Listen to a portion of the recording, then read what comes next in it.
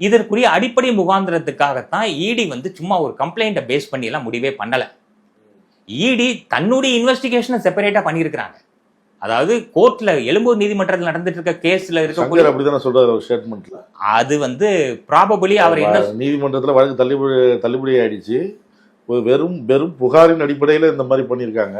அது வந்து அவருக்கு சரியான புரிதல் இல்லாம சொல்லியிருக்காருன்னு நான் நம்புறேன். என்ன காரணம்னா நீதிமன்ற தள்ளுபடியானது சிவில் வழக்கு, கிரிமினல் வழக்கு இன்னும் போய்கிட்டு இருக்கு.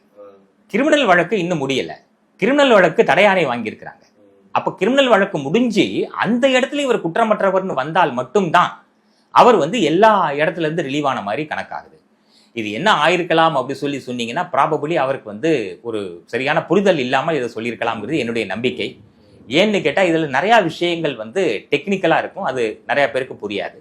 இப்போ இந்த இடத்துல பார்த்தீங்கன்னா திரு சங்கர் அவர்கள் இந்த படத்துக்காக வாங்கின பணம் வந்து 11,50,00,000 ரூபாய்.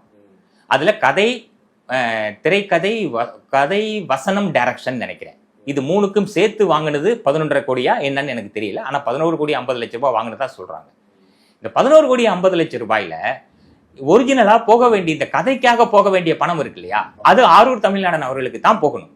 ஆனா அதோட பணத்தையும் சேர்த்து இவர் வாங்கியிருக்காருங்கிறதுனால அதுக்கு ஈக்குவலண்டான அசட்டை அட்டாச் பண்றதுக்கு இது அமலாக்கத்துறைக்கு அதிகாரம் இருக்கு.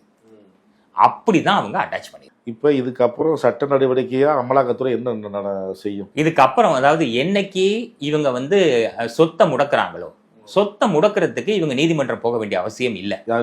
அமலாக்கத்துறை